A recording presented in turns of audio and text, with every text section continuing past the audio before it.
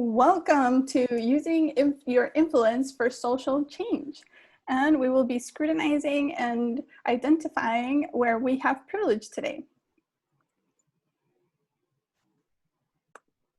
My name is Paola Mendez, and I am the founder of the Blogger Union. For those of you who are not familiar with the Blogger Union is a network of blogger communities dedicated to growing our members' brands and incomes through meetups and workshops. And we have communities all around the US. I run the one here in Miami. It's called the South Florida Bloggers, but we also have the New York City Bloggers, the DC Bloggers, the Houston Bloggers, the Minneapolis Bloggers, and other cities. So if you'd like to participate in a city near you, you should check out thebloggerunion.com. All right, let me introduce you to our two speakers today. We have Grace Torres. She will be moderating this talk with me today. And sorry if I sound a little distracted. I am also letting people into the room as I do these introductions.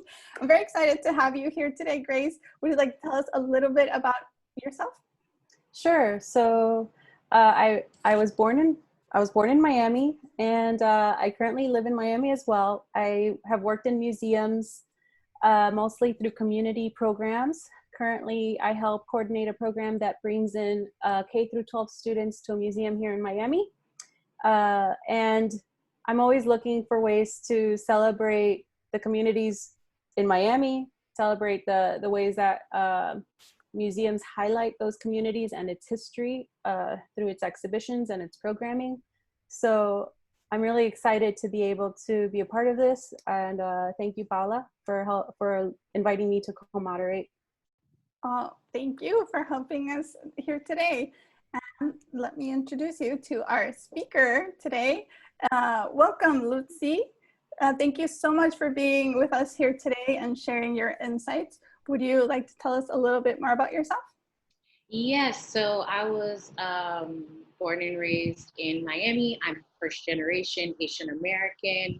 I am a third-year doctoral student studying gender, race, sexuality, and social justice at the University of British Columbia, which is in Canada. And I'm a social worker, and I'm just really serious about practicing my feminism, my social justice skills and values.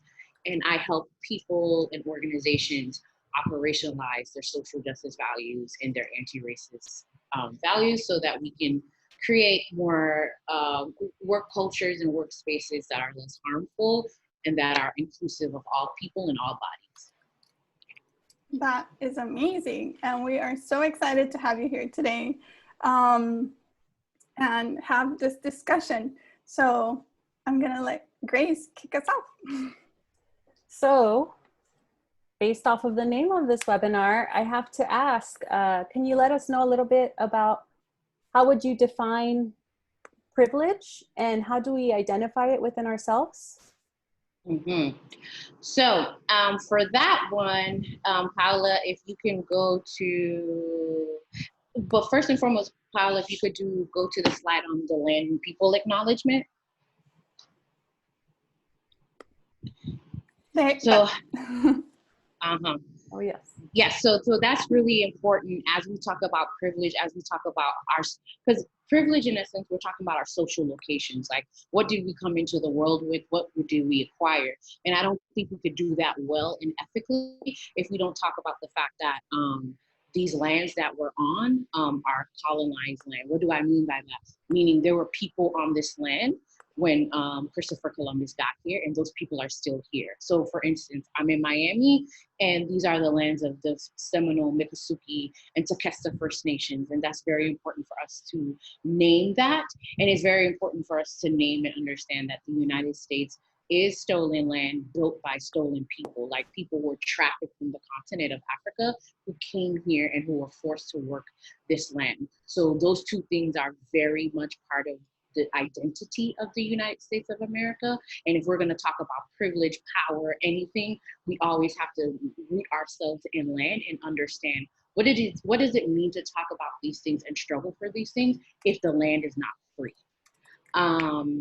So yeah, so I wanted to put that out there. And for those of you Do you know the name, the real name, the first name of the land you are currently watching this on and participating on? And if you do not know, how can you find out? I urge you to find out. So wanted to just, root ourselves in that. So next slide. So privilege. Next one. Okay. The previous one? This one? No, you can, yeah. After the hello, yeah. Okay. Yeah. Okay. So how can we use this privilege for positive social change? Okay. Go one more. Yes. Okay. So talking about privilege. So when you're talking about privilege, I thought this graphic was important for me to put out there. So everyone has a race, a class, a gender, a citizenship status, an ability status, you name it, right? A gender expression, all those kind of things. And so when we talk about what is privilege, how do you look at it? What we're talking about is like to look at where in your identity do you experience unearned power and privilege. So this chart shows you how the areas where you have privilege, the areas where there's oppression, and areas where there are overlap. Because we understand that people are complex. People just don't live and reside in one area, right? Like you can be white, have an ethnic, you could be Latinx, right? You could be from Uruguay, Cuba, you name it, right? And then maybe you were born middle income and those kind of things, or maybe you have an invisible disability. So just looking at that. So when we're thinking about privilege, I want you all now, if you can, like try to think what would you put where and why, right? So areas of privilege. So meaning, when we say privilege, what do we mean by that? Well, in our society, if you're a masculine person, if you're male, men have male privilege, right? If you are a heterosexual person, we know that heterosexual people have never had to fight for their right to love and to marry and to do those kind of things. That is an area where they have unearned privilege. They didn't do anything special. They didn't go on Amazon and put heterosexuality in a cart and say, hey, now I'm a heterosexual. So thinking about that. So, and thinking about areas where you have oppression. Are you Black? Are you undocumented? Were you undocumented at one point? Are you queer? Are you trans? Do you have a disability? Is that disability visible and invisible? Do you, are you of a certain age, right? We know that we live in a very age of society. And so as we grow older, your stock and your value goes down and you could start to experience ageism. And so those kind of things. So thinking about that. And then the nuance of it is when we're talking about and looking about where those places overlap. So next slide. So next slide, this slide, yes. So this slide is where my mentee, she is Latinx, and she, this is how her identity right here for us. So her areas of privilege are, she's college educated. She can read and write at an academic level. She is a US citizen. She drives a car in Miami, Florida. You know, that's like a big deal for a place like Miami, right? And she is a non-Black person of color. So although she is a person of color, she's not Black, so she doesn't experience anti-Blackness, which is something that's very much in the air right now. Like what happened in Minneapolis, what happened to Breonna Taylor, Ahmaud Arbery, what happened to Tony McDade in Tallahassee. This is all anti-Black violence, right? And then her areas of oppression, you see that at one point she was undocumented. She had an undocumented experience. She's read as a femme-presenting person, so the world sees her and responds to her as a feminine person. She is a non-binary gender queer person. She's in a visibly queer relationship, and she's a survivor of sexual violence. Now, areas of overlap. So this is where it gets a little spicy. It gets a little like, okay, we have to get in the weeds of the nuance. She admits that although she might have grown up low income, she was never poor. And so we know in the United States of America, class stratification is different. You could be low income And then there's poor, or you could be even with middle class. There's lower middle class, upper middle class, middle, and those kind of things. So she recognizes that although I was low income, I was not poor. She has an invisible disability. So people can't see visibly that she is dealing with something. She's a light-skinned brown person. So for my Latinx folks, we know that colorism is a real thing in Latin America and South America and those kind of things. And we know that people who have indigenous features are people who have Black features, and people who are darker skinned do experience colorism, right? So we know we love our Univision, but Univision, what happens in the telenovela, right? Like the Black woman is always the maid, she's always the this, she's always that. And so this is how like that colorism, this is how that stuff starts to play out within our beautiful South Florida culture, right? She passes as cis. So again, this person understands themselves to be outside of the gender binary, but when people look at them, that's not what they see. And they are an immigrant on stolen land, right? Their family chose to come to the United States of America, which is completely different from African Americans. African Americans didn't immigrate to the United States. They were stolen and they were brought here, right? Indigenous people are not immigrants, right? So thinking about when there's that rhetoric where, oh, we're a nation of immigrants, not so much. We got to complicate that. Everyone who's here, and we have to have a serious conversation about how people got here, and the fact that some people never got here, they were always here, right? And so this is the crux of it. If you can understand this within yourself, it's going to allow you to have good generative conversations with people, and you're going to start to see the world differently, because you could understand in your one body, there can be areas where you have privilege, and there can be another area where you are oppressed. And I always tell people, we have to be experts in both. You can't just be an expert where you are oppressed and then ignore where you have privilege, and you just can't be an expert where you have privilege, because all of these things are inside of you. There are areas where you have unearned privilege, you didn't do anything, and there are areas where society has decided to discredit and diminish those parts of you. Okay, so that's that on privilege. This is all great information. Okay, so I'll ask the next question. So right now, I know that a lot of people are feeling very overwhelmed by the amount of information they're receiving and just trying to figure out what's true, what's false. Can you provide any suggestions on what to say or what content to create, just as that first step? So what I would say is like, the first step I would say is really ask yourself in this moment in time, how do you want to be remembered? So if you could project yourself 20, 30 years from now and your descendants, right? Whether it be your children, your grandchildren, your nieces, your nephews, a family member asks you, hey, tell me about 2020. Tell me about who were you in 2020. So I want you at this present moment to ask yourself, on what side do you want to be on?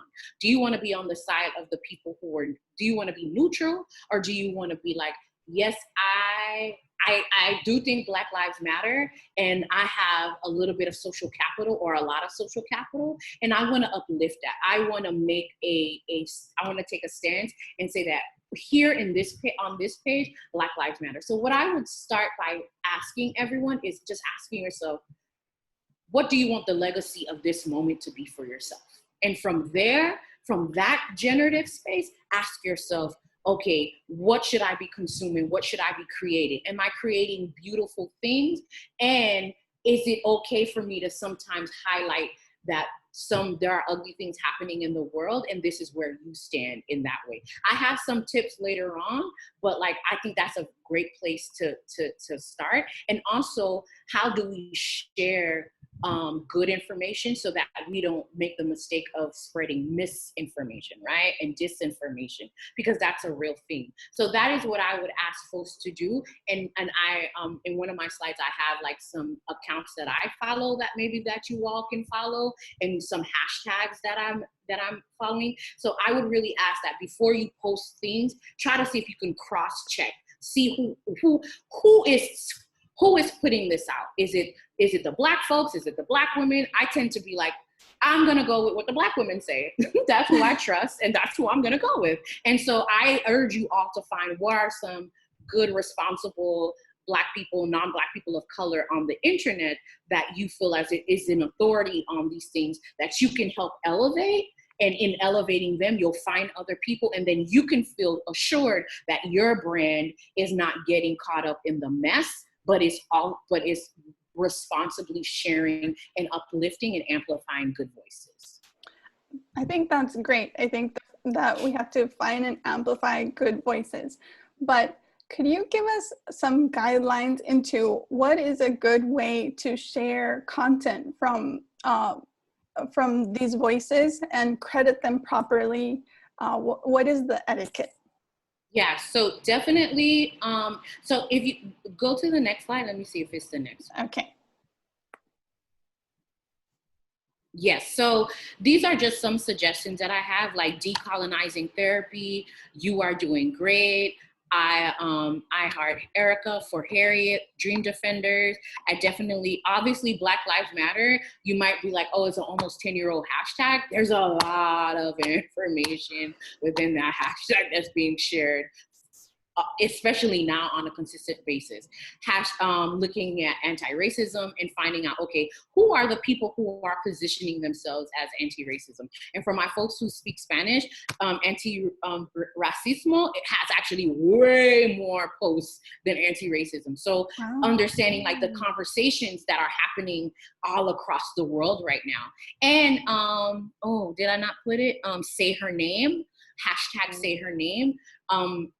Thinking about how do we uplift, because right now what happens is we tend to rally behind the deaths of Black men and kind of forget that Black women are also victims. And so say her name is a way of finding out how do we amplify Black women. For example, Breonna Taylor, the EMT who was shot and killed in her home. Today is her birthday. She would have been 27, I believe.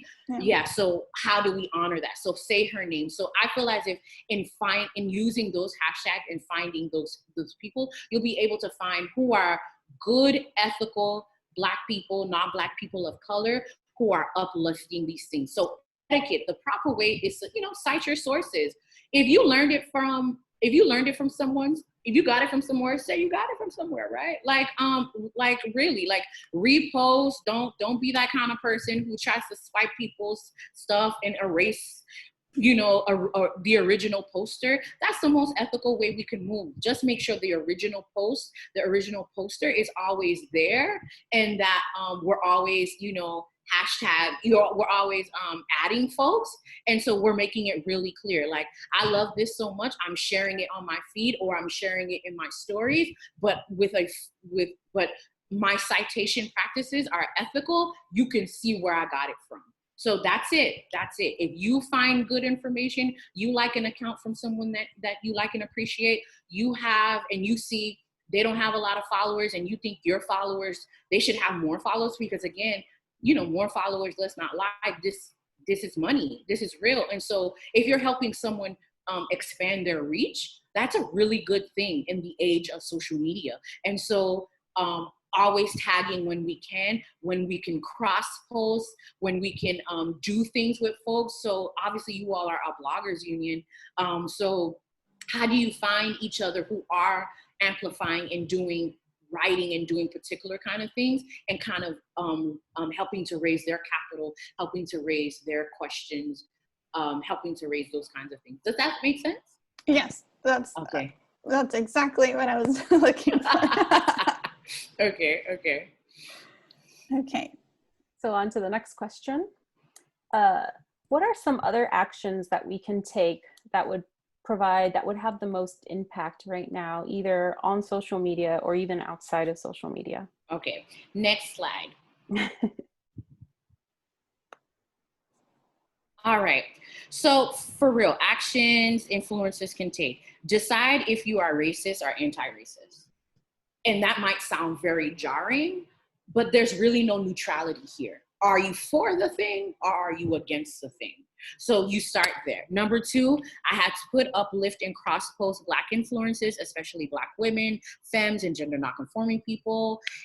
And also, I know maybe I'm jumping ahead. I know there's going to be a question about trolls. So thinking about, like, why engage, right? Because here's the thing. I'm a very nerdy person, so I love to discuss like ideas, but people's humanity is never up for discussion in my life or in my social media.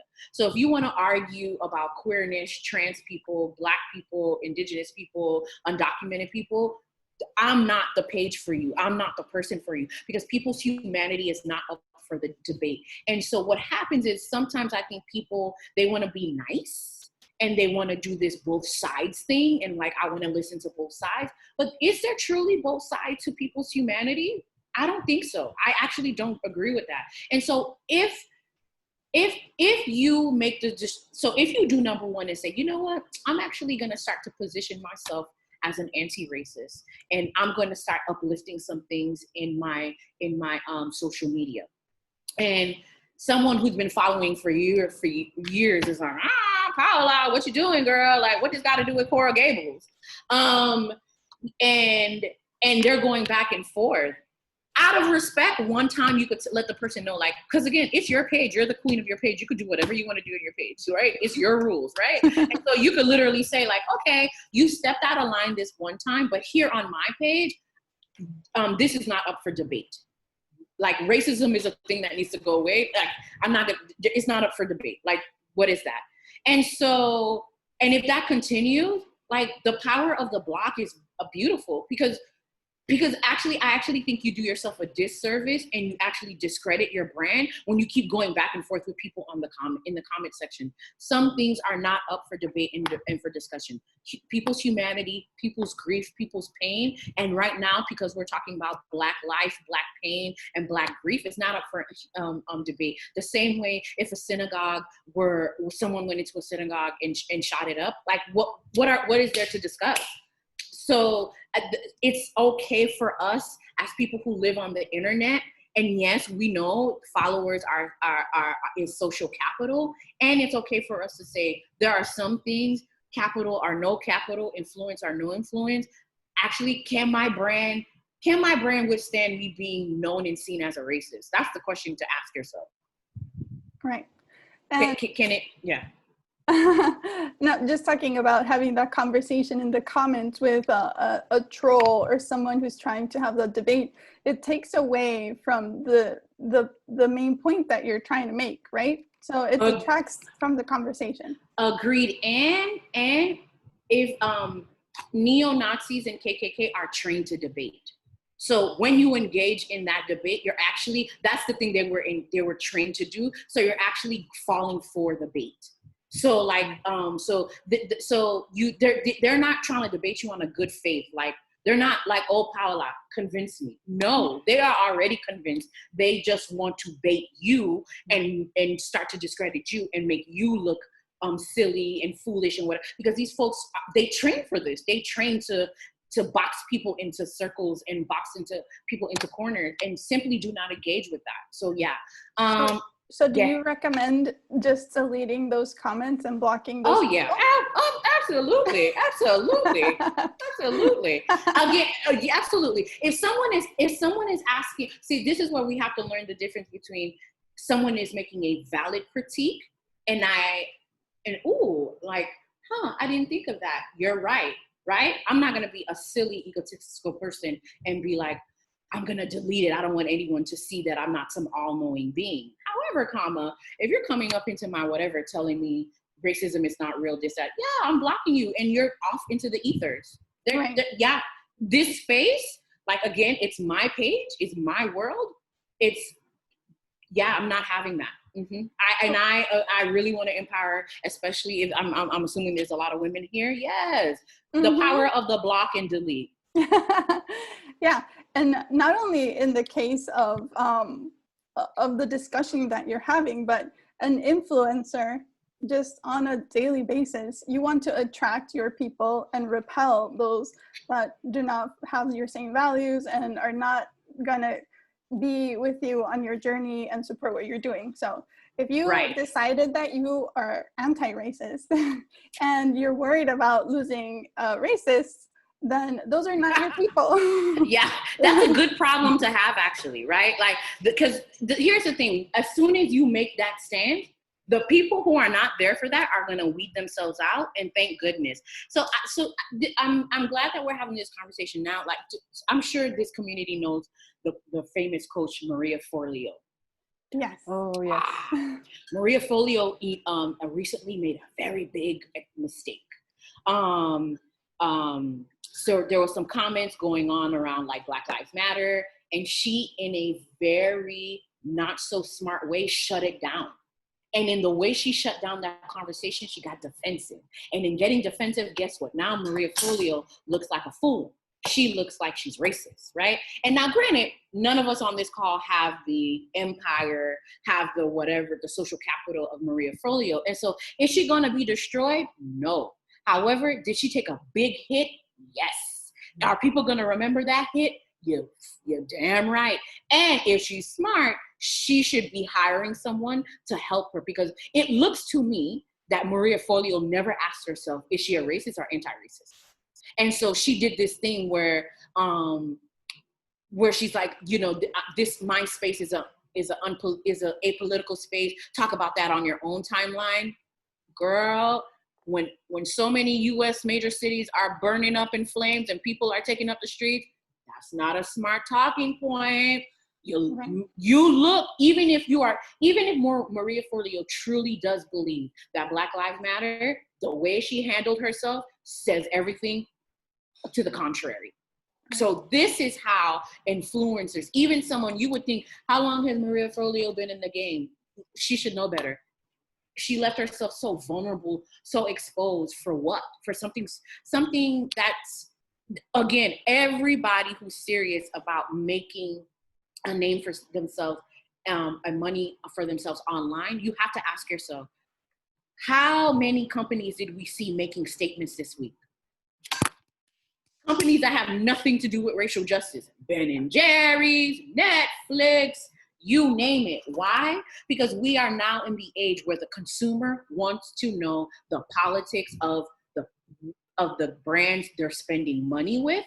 And if you are a person, obviously we're all kind of brands in our own way. If we found ourselves on this call, you have to ask yourself, what does my brand stand for? Because the consumer is very, very politically savvy, and they want to align themselves with people who, at least on a surface level, appear to be liking the same, appear to be upholding the same values. We're turning into a value-driven kind of whatever. People want their dollar to go with good people.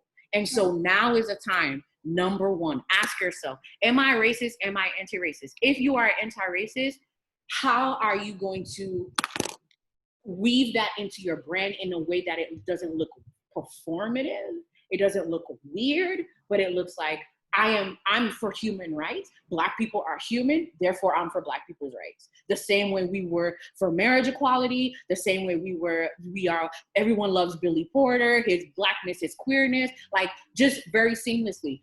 I don't believe these people's lives are up for debate, and this is how I'm gonna uplift it. And so don't be Maria Forleo, honey.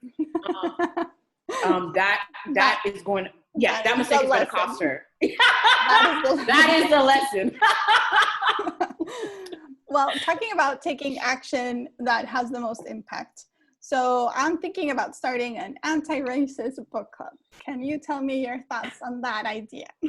Perfect idea. So I am a diehard feminist. Like, I'm just love me. I am a feminist to the core. And so the book clubs are a very powerful tool. Never underestimate the power of especially women coming together to uplift their consciousness and to learn together. And so I think that is an excellent idea. I actually think we don't understand the power of book clubs enough. And so I think that is an excellent idea. What would it look like for a group of non-Black people of color, white women, or whatever, to say, okay, for the next year, we're only going to read the voices of people of color. We're only going to center these voices, and we're going to learn.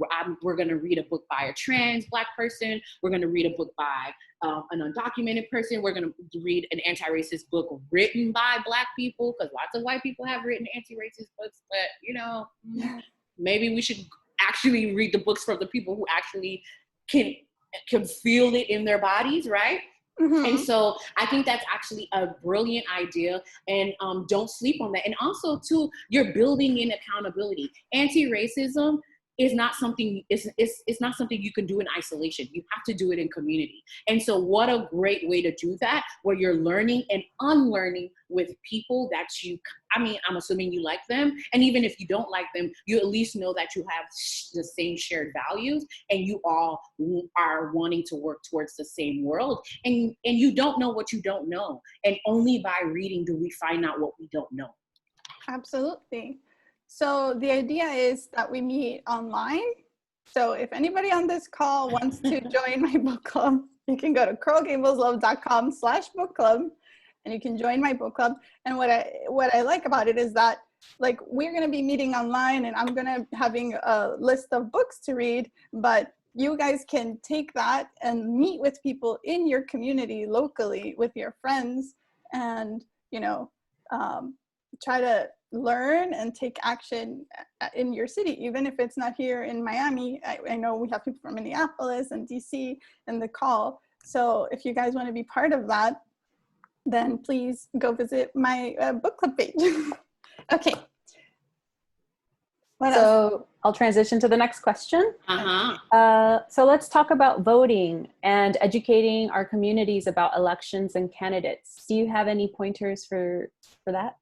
Yes, so totally. So currently, I am reading, because I'm part of a group, Las Comadres, and we are currently reading How to Be an Anti-Racist, right? I'll be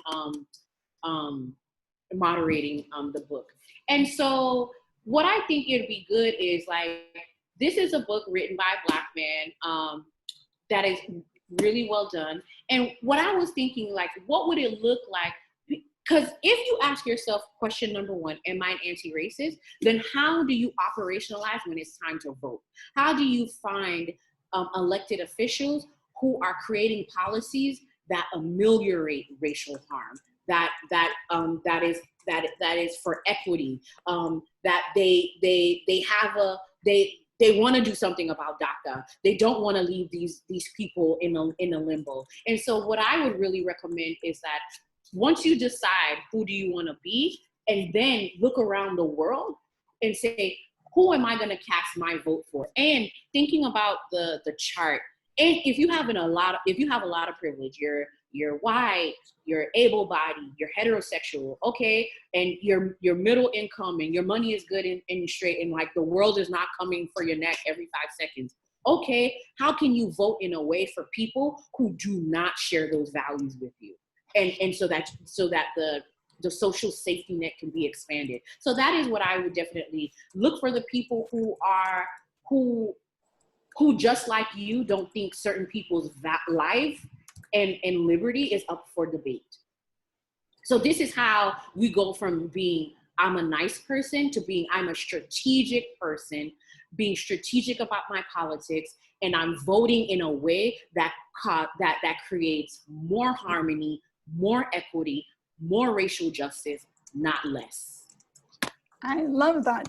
And I think we can take it a step further, right? Because we are influencers and we have communities that follow us.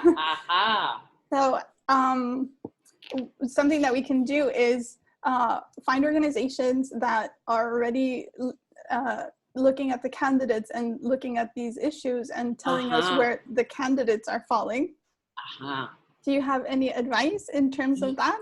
Yes. So find really good voter guides.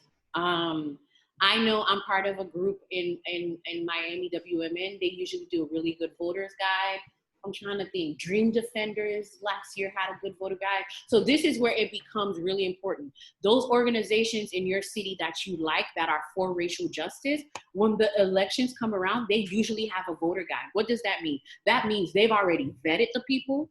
They've already looked at their history. In some cases, I've sat on committees where we actually interviewed people who were running for office, who were trying to get us to support them. And so we were able to ask them questions. So I say all that to say, when I literally would take, I want to say last year I took the Dream Defenders voter guide to the voting precinct with me.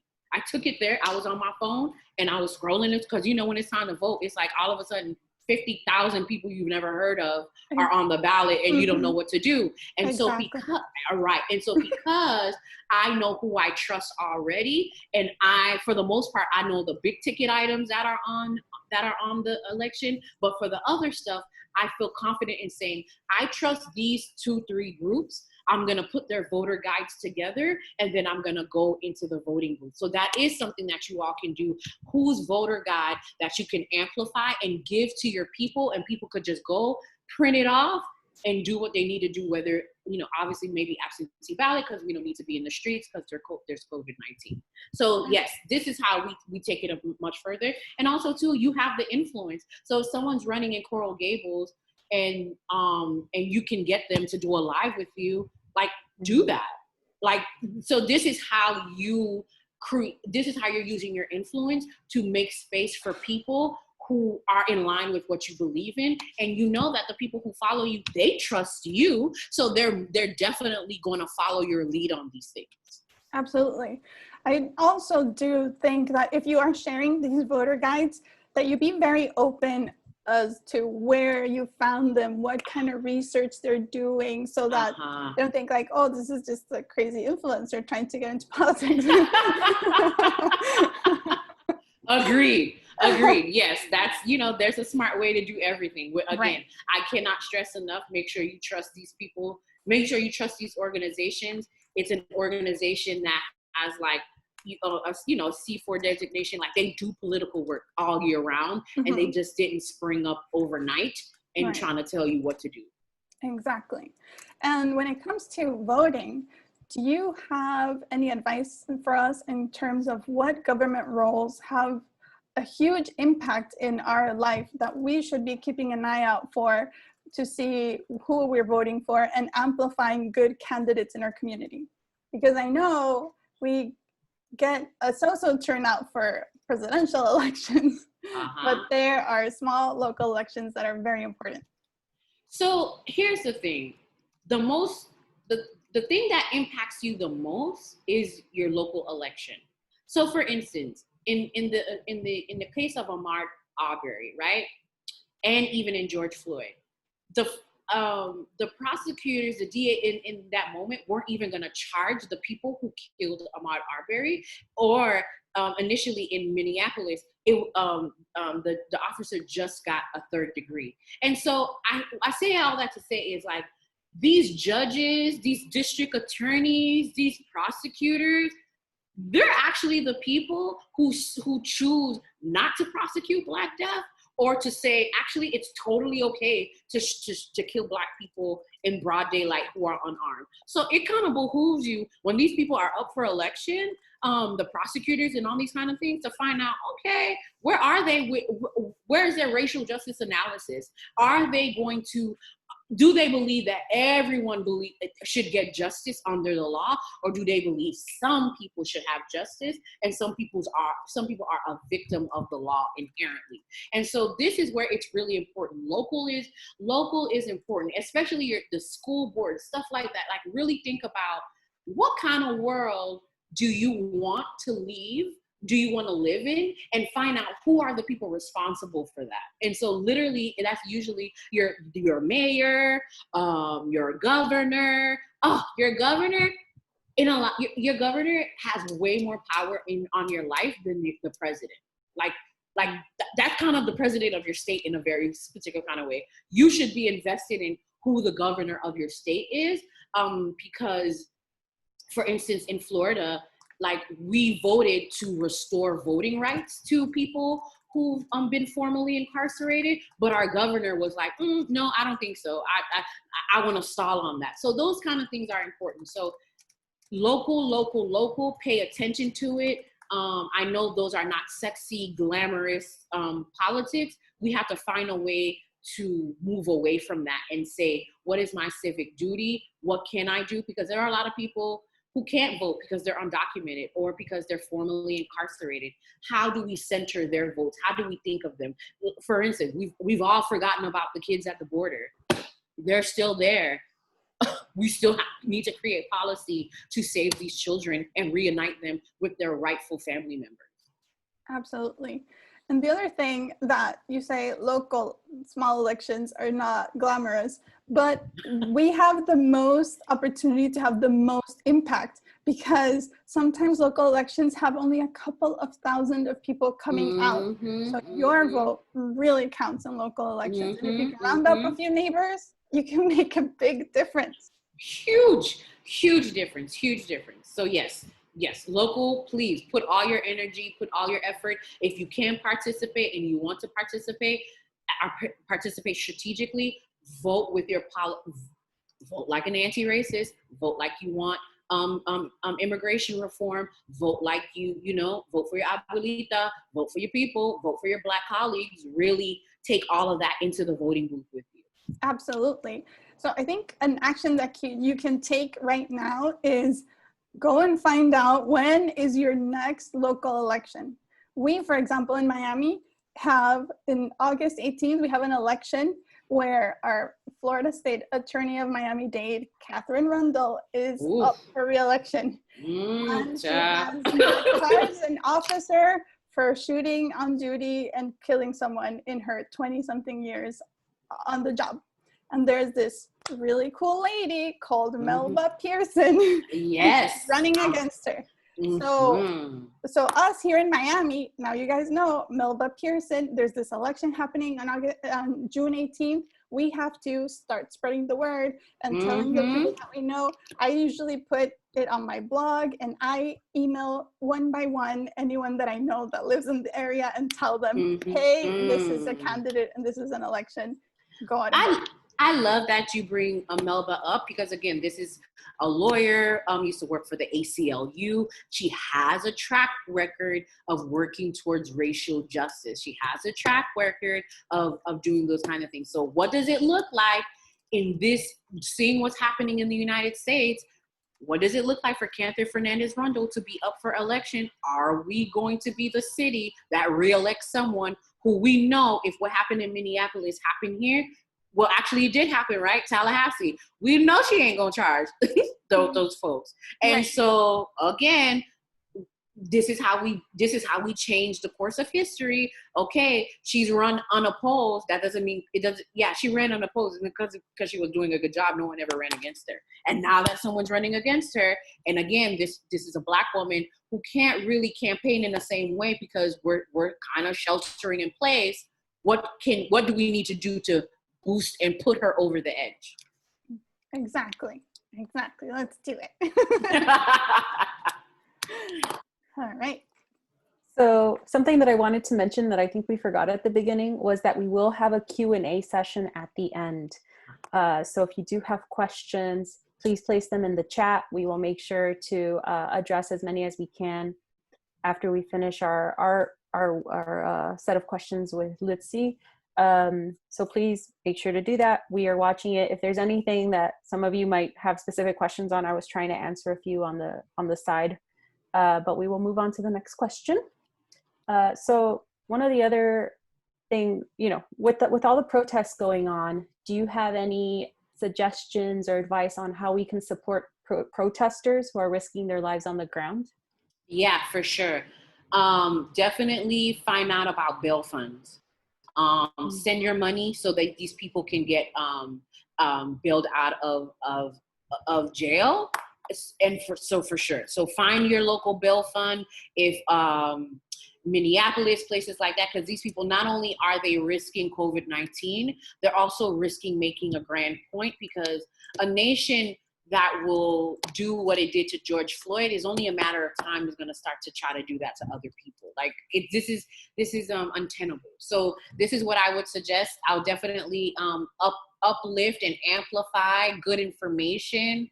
And too, like I shared a resource. I have a newsletter on my website. If you go on my website, I shared a source that says 26 ways to support without, if you can't go out to protest, because there are so many things you can do. You can give money, you can send food to protesters, you can well, I know we're not supposed to be really in close quarters with folks, but you can offer to drop things off for folks, water, food, those kind of things. And just again, thinking if you were protesting in hot Miami, what would you want a stranger to do? Would you want some water? Would you want a medianoche? Like, what do you want? You want a cafecito?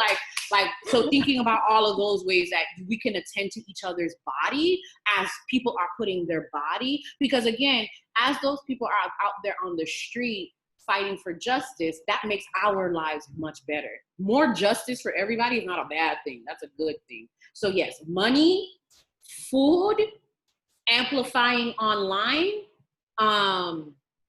and disrupting misinformation and disinformation.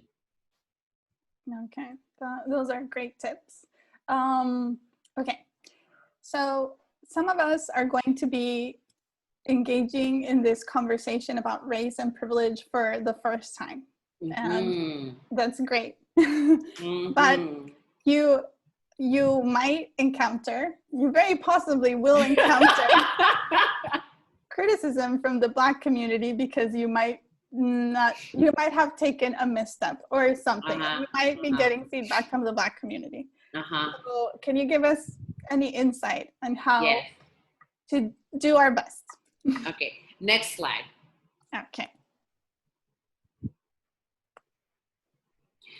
So understand that perfectionism is a tool of white supremacy. What do I mean? The assumption, I'll use myself for example. Although I work with individuals and organizations to operationalize their social justice and be anti-racist, that does not mean that I, Lutze B, Segu, there is no internalized racism. I don't hold any ill will or ill thoughts about any one group of people. Why? Because I was also born in a world that was anti-Black, anti-woman, anti-indigenous, anti-queer, anti-trans, anti-immigrant.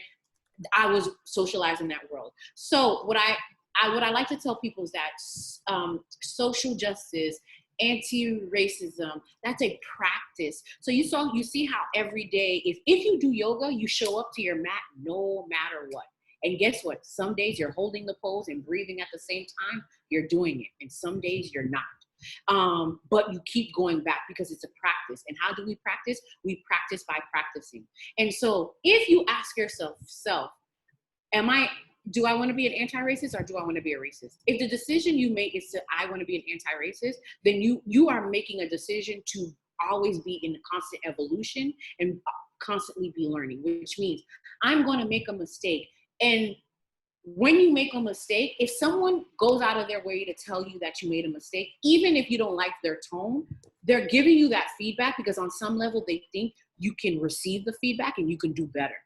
And so we understand that learning and unlearning comes with growing pains, comes with mistakes, but that's okay. We make mistakes, we are not mistakes. So this is a time when people are giving us feedback, we have to think to ourselves, don't go into your shame. Shame tells you you're a bad person. That's why you shouldn't try. That's why you just go home, pack it up. Anti-racism is not for you.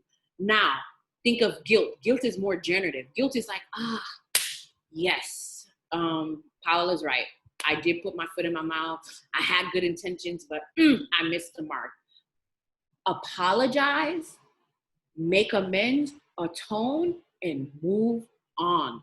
You don't want to be, especially if you're a white woman, you don't want to be that white woman who starts being fragile and starts like, oh my God, and now all of a sudden, someone who was trying to give you some good constructive feedback, now they have to stop and take care of your feelings.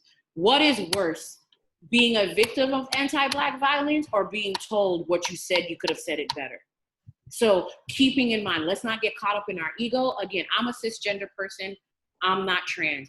I am for trans liberation. I am in solidarity with trans people. Okay. And I've had trans and gender nonconforming people that I love have to call me in and have to tell me about stuff. I have made mistakes and misgendered people. In that moment, I stop, I apologize, I ask, how can I make this better? And I work on it not to do it again. Like we all have to unlearn. So we are unlearning around race, we are unlearning around gender, we are unlearning around class. So if you think you're going to get into this and no one's ever going to give you hard constructive feedback, and that you're looking for glory, you're looking to be worshiped, save it. Like, this is not for you, because that's not what's going to happen, because we actually learn through our mistakes. So the question is, as you read, as you in community, you lessen you start to lessen how big those mistakes are, how public they are. Because really, that's really what I feel is behind it. It's just like, I don't want to publicly make a mistake because I don't want to publicly get dragged, right? We're all influenced. No one wants to get dragged on the internet. And so that's why you have to be smart, read, get in relationship if you can afford it. Hire someone who can help you do these things, so that way the public part of your growth doesn't have to be so painful. That's great. Thank you. I definitely saw something in connection to that was posted by Rachel Cargill a couple of days ago, where she really talks about breaking down how the automatic response from some people might be everything that you just said. So I'll definitely share. You probably have Rachel Cargill on your list of influencers to follow. I didn't add her because she's already at 1.3 million. So I tried to uplift other people. But yes, her Darvo, denial, avoidance, reframing. Yes. Yeah, exactly. Reverse victim / oppression. The last one. But that is very mindful. That's very good for all of us to keep in mind when we are responding to any comments. And so thank you for elaborating on that. So our last question for you is, how do you find a balance between the anxiety that comes from fighting injustice and your mental health or self-care? So how do you continue so that you can continue your efforts in fighting racial injustice long-term? Yeah, so we have to have good boundaries, and it's hard. So because of the work that I do, I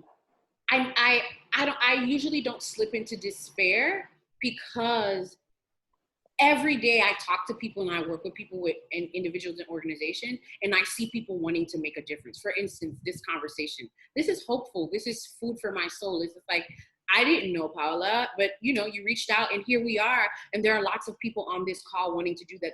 So I try to stay focused. Like CNN, I don't get my hope from CNN or MSNBC. I get my news sometimes.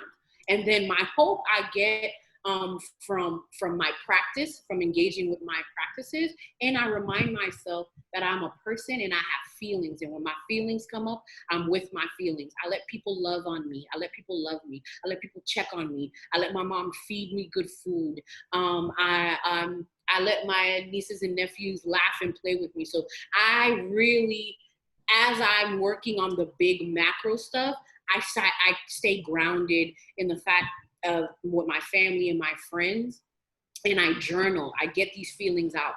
I cry when I need to cry. When my body is filling up to it, I get the movement, I get the trauma out of my body, because like this is a lot to constantly be consuming as a Black person. Black death on loop, on loop, on loop, on loop, on loop. It's a lot. It's like dying in the video game, and every day you keep coming back to die again, to die again, to die again. So it's a lot. And so it's very important for me to highlight the love in my life. And I'm fortunate that I've been able to cultivate in my life soft places to land. So I land in those soft places with my people who love me and who affirm my humanity. So I still stay focused I do my work. I do my work, I stay in my work. And right now, there's a lot of people right now, they're being politicized. They're waking up and they're realizing like, oh my God, like the world is not what I thought it was. And for those people, it's gonna be hard for them to find their stability because they're being activated in a very particular kind of way. And to those people, I say, you're not gonna feel like that all the time. Just ride the wave. eventually you're going to come down and you're going to find your homeostasis, and you're going to find ways that feel good to you, that fit your life, to engage in this new way. That was a big, long way. I hope I answered the question. No, yes, that was great. But also, I think, you know, once you start engaging with your government and voting and racial injustice, you might pour your heart into a cause and you might not see the result that you were fighting for, and we cannot get discouraged. No.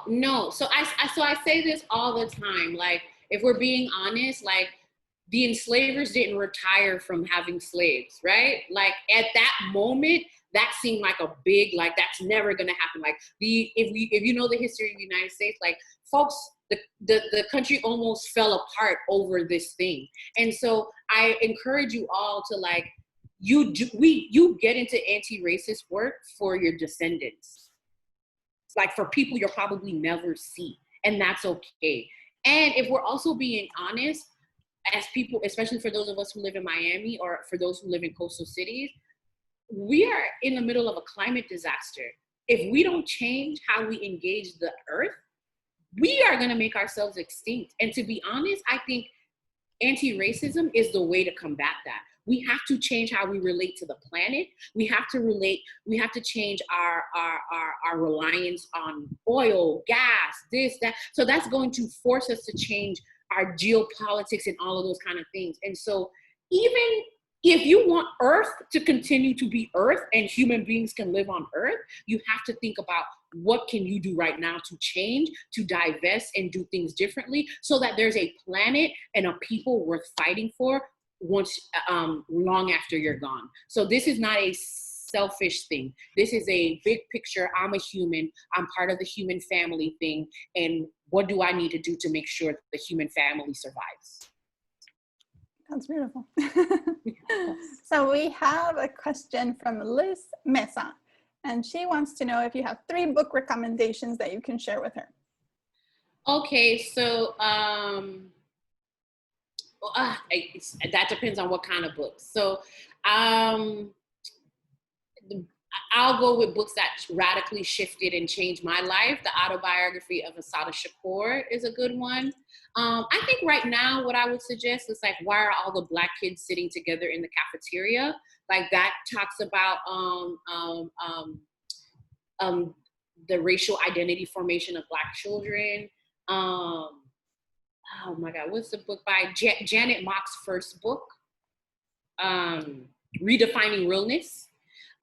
Janet Mock is a Black trans woman. She is the showrunner for Pose. That is a very powerful autobiography. So I love autobiographies. So I would go with those 3: the Autobiography of Assata Shakur, Redefining Realness, and I think for this moment, Why Are All the Black Kids Sitting Together at the Cafeteria by Dr. Beverly Tatum might be a good place to start.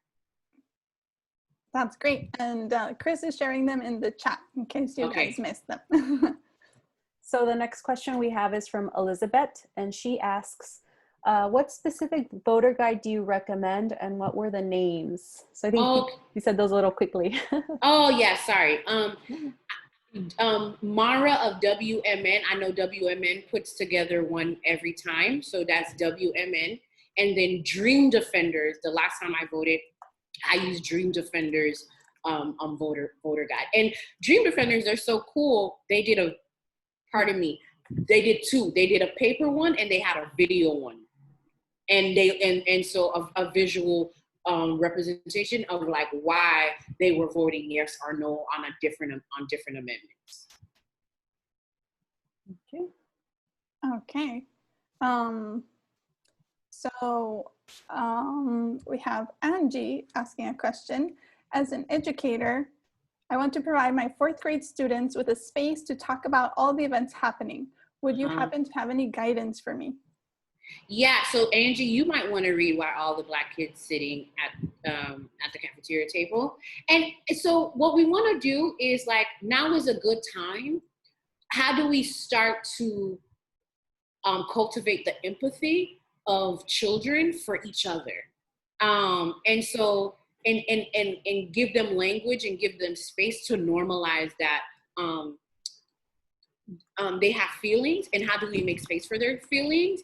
And because we know studies show that by like 6 months, kids can tell the difference in race.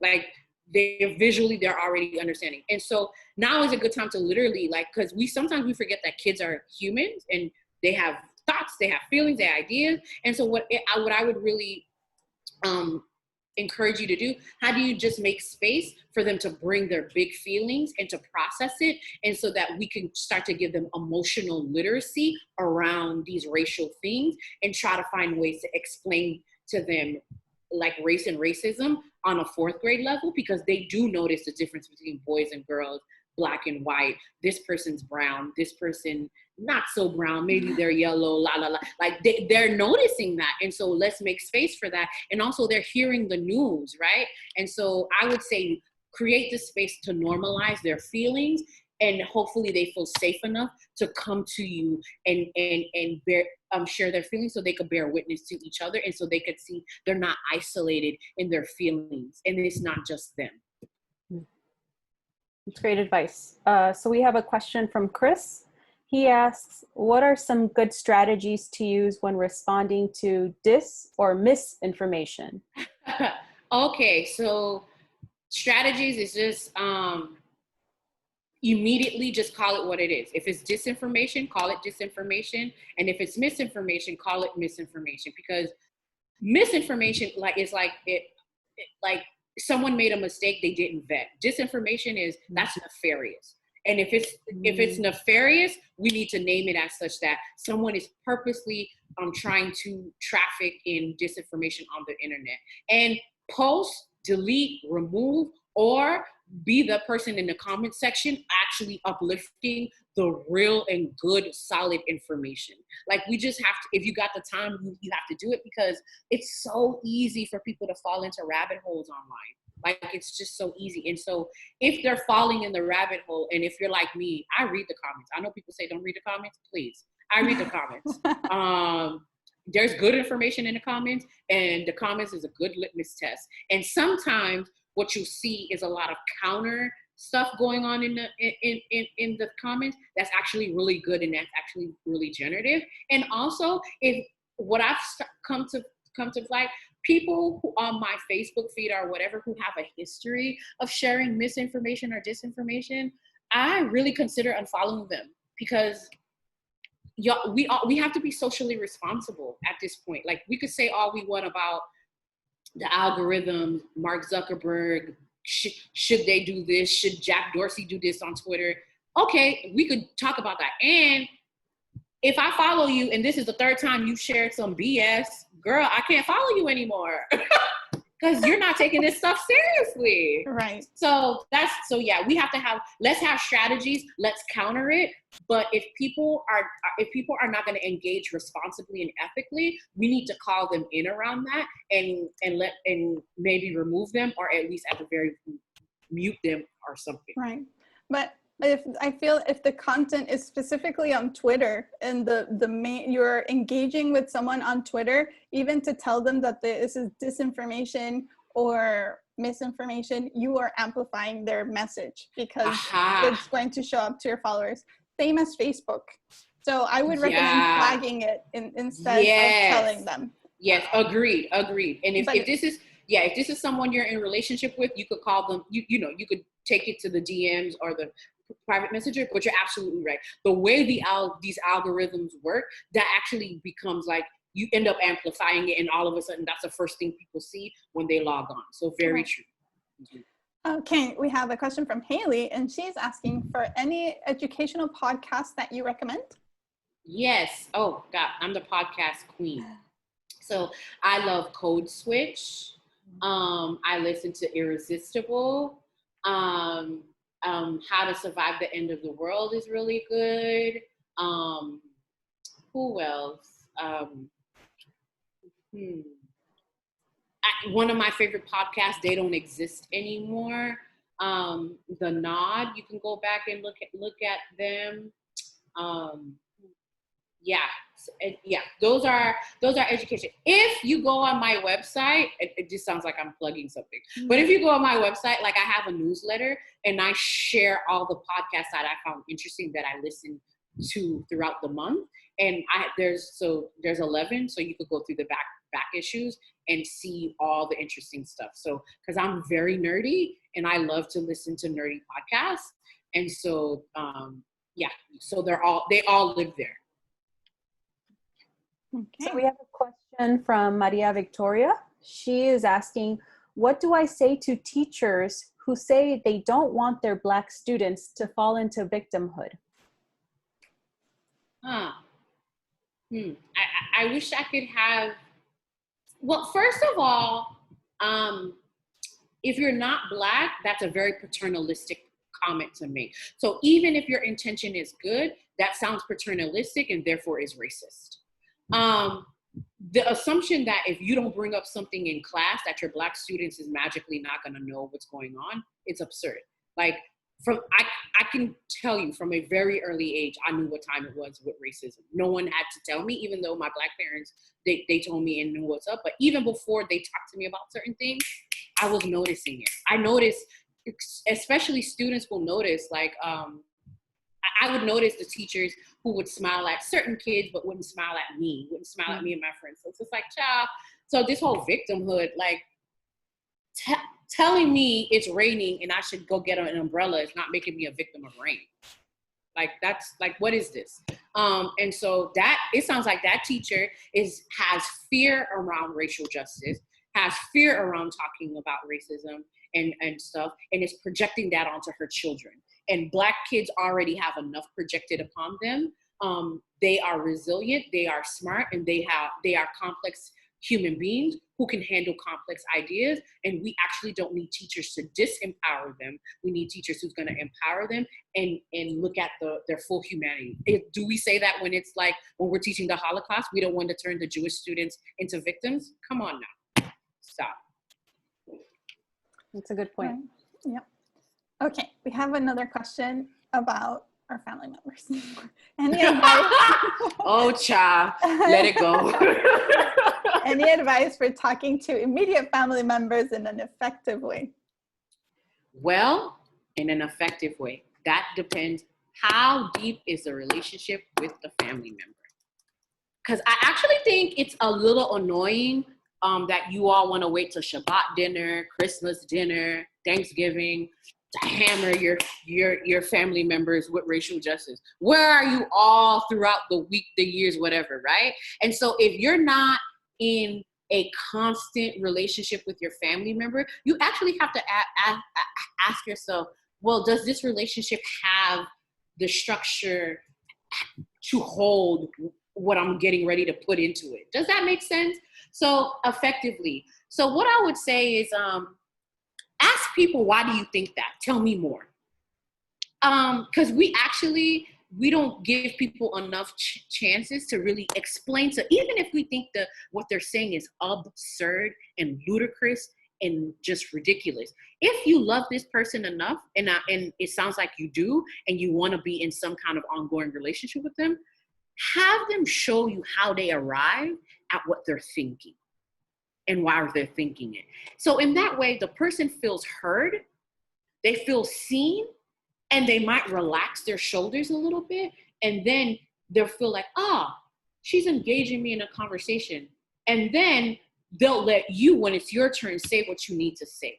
So try that strategy. Really try meeting people where they're at. See their humanity. And let's not turn people into monsters. Like, people can have really wild, vile, dehumanizing opinions. And that's our family. That's where we came from. They made us. They're us. So what does it profit me to turn people into one-dimensional monsters when that monster is my uncle, my cousin, my mom, my dad, my whatever? Okay, right now this person is saying something monstrous. Try to find a human in that comment. Try to connect to that human. And then if that person is like shutting down, like when you try to engage with them in a loving way, they're still resistant, accept the fact that that person is has chosen to be racist, to be homophobic, transphobic, whatever. Because what I think sometimes we make this mistake. We act like people are innocent and they don't know that they're making these choices and that they're saying these wild things. Yes, they do. So what does it look like to be in radical acceptance that this person doesn't want to get it? They've made their choice. How can you accept their choice? And then say, okay, if you want to still be family members with this person and say, okay, in my house, these things are not up for debate. Black people are not up for debate. Jewish people are not up for debate. Whatever the thing is, and just let people know, if you come to dinner, we're going to engage in a respectful way. If you would rather eat your hate and have dinner with your hate instead of being respectful with your family members, that too is a choice, and respect their choice. You have a right not to engage with hate, and they have a right to be hateful. So yeah, I know, right? Your eyes got big. Yeah, they actually do. What they don't have a right to do is legislate that and make that law for everyone else. But if you want to make your personal house where you pay mortgage and rent the hateful house, that where we hate everybody, that's your right. Don't bring that energy to my house. I don't want that at Shabbat dinner. I don't want that at Thanksgiving. I don't want that at Sunday dinner. Keep it. Eat it over there. And so ask yourself, are you in a relationship? Listen, really try to listen to understand them, because while people are explaining how they got to their ideas, they're actually they're showing you how they think, and then you can make your organize your strategy around their thinking. And say to yourself, it is not my job to convince them, but it is my job to engage and show them there is another way if they want to. That was mind-blowing. Okay, thank you. Lutze, I think that was our final question. Okay. Thank you so much for coming and hanging out with us and laying down those truths. Okay. I really do hope that I also want to thank everyone who joined us in this call, and I hope you take action. And if you do, I would love to know what you're doing so that I can help you amplify your efforts. Please let me know what you're up to. For sure. Find me on the internet. I want to hear what you all are doing. I'm very accessible. Let me know.